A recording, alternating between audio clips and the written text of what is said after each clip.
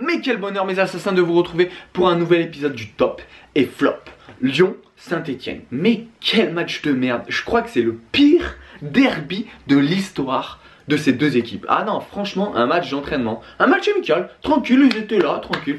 Moi franchement, je reviens de l'entraînement, je speed comme un fou pour arriver à l'heure. J'ai loupé 5 minutes du match, mais j'aurais même pas dû le regarder, j'aurais dû rester à l'entraînement. Franchement, la première mi-temps, j'ai failli vomir. Tellement c'était dégueulasse, tellement il n'y avait rien. Même le public, il était là, il encourageait pas leur équipe. À l'image des joueurs. Et à l'image de ce match, voilà, tout simplement. Au niveau des enjeux, Lyon 4e, Saint-Etienne 5e. Si Saint-Etienne gagnait, il passait devant Lyon. Et Lyon pouvait être provisoirement 2e de la Ligue 1. Niveau composition d'équipe, bah, la composition à la mode. 3-4-3 pour les deux équipes. Alors je vais te résumer ce match un petit peu. En première mi-temps, Lyon domine. Enfin, non, domine. A le ballon, tu vois. A le ballon, mais c'est pas trop quoi en faire. Saint-Etienne est bien en place.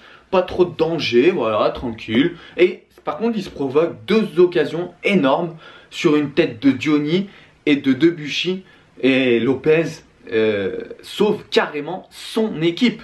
Ah ouais, Lopez, il fait deux arrêts extraordinaires. Et en fin de première mi-temps, Lyon est désorganisé. Saint-Etienne joue un peu plus haut, se crée un peu plus d'occasions. En deuxième mi-temps, grosse entame des Lyonnais. Il marque le but à la 62e, à la 70e, Raphaël il prend son rouge, du coup ils sont à 10, et Saint-Etienne du coup joue plus haut, se provoque quelques occasions, et Lyon part en contre, et quelques occasions, voilà. C'était un peu mieux en deuxième mi-temps, mais rien de fou. Franchement, il n'y avait pas d'intensité, il n'y avait pas de rythme. Pour te dire, ça s'est joué sur coup de pied arrêté. Voilà, tout simplement. Il y a eu trop de mauvais choix de part et d'autre. Il n'y avait pas de jeu. Franchement, ce match, il est à l'image de mes vues sur YouTube en ce moment. Voilà, on va passer tout de suite au top et flop. Comme ça, c'est fait. Parce que ce match, il m'a saoulé. Donc, les flops bis, on va les appeler. Voilà. Donc, Fekir, bah... voilà, hein, il n'est pas en forme. Et en plus, il est sorti à la mi-temps. Donc, c'est pour ça que je ne l'ai pas mis dans les 3. Mais il aurait pu mériter. Dembélé, bah, il a touché peut-être 20 ballons, 30 ballons. Voilà, pour un attaquant, c'est rien, pas une occasion, rien du tout. Et Diony, certes, il a une occasion énorme, mais sinon, il se donne sur le terrain, il se donne. Mais bon, voilà, t'attends plus d'un numéro 9. Donc, le troisième flop, c'est Cabella. Parce que Cabella, c'est trop de chichi, tu vois. Il veut garder son ballon tout le temps. Il fait 3-4 touches de balle, alors que tu le donnes en une touche de balle, tu donnes, tu redemandes derrière, tu vois. D'habitude, il provoque.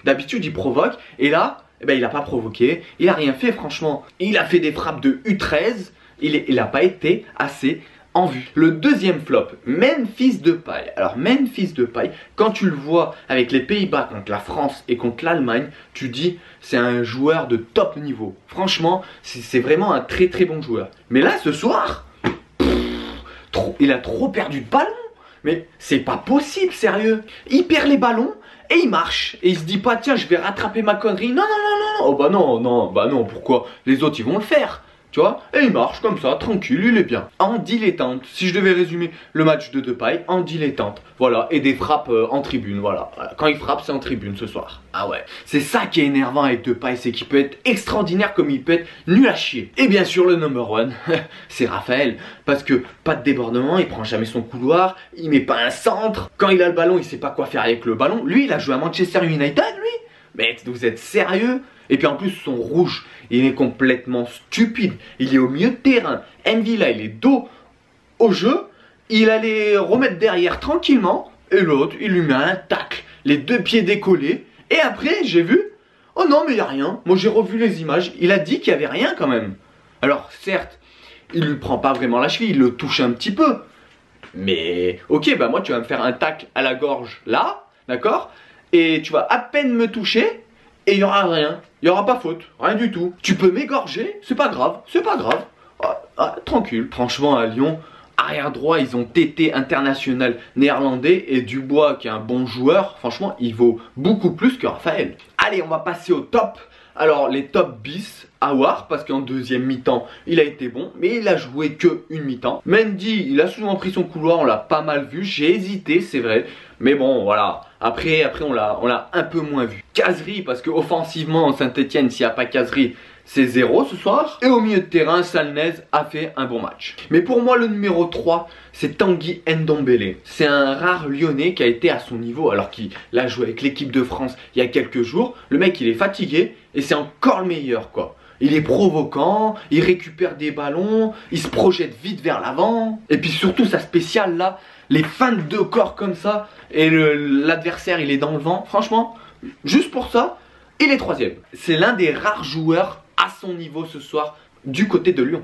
Le deuxième top pour moi, c'est M'Vila. Parce que M'Vila, dans la récupération et dans l'interception des ballons, il est juste exceptionnel. Et surtout, il fait des passes intelligentes. C'est-à-dire que les passes intelligentes, c'est quand tu élimines 2-3 adversaires sur ta seule passe.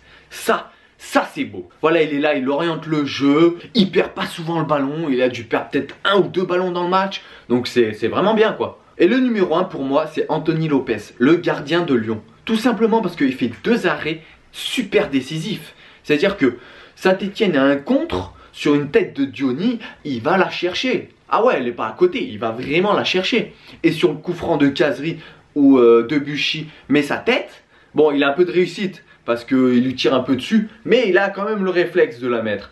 Et ça, c'est à 0-0.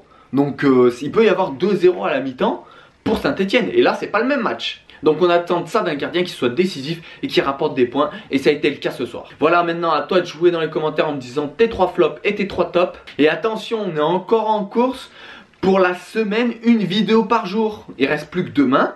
Demain, est-ce qu'il y aura une vidéo? C'est à vous de voir si vous pétez la barre de like. En même temps, je dis ça, mais il n'y a personne qui les regarde mes vidéos. Au revoir, merci. Au revoir, merci. Bref, pour être au courant de toute l'actualité sportive, viens me rejoindre sur tous mes réseaux sociaux au nom de Raph et Chaud, d'aller voir dans la description. Mais surtout, pense à t'abonner, partager, commenter et liker cette vidéo. C'était Raph pour vous servir, restez branchés. On est ensemble mes assassins et faites-moi rêver.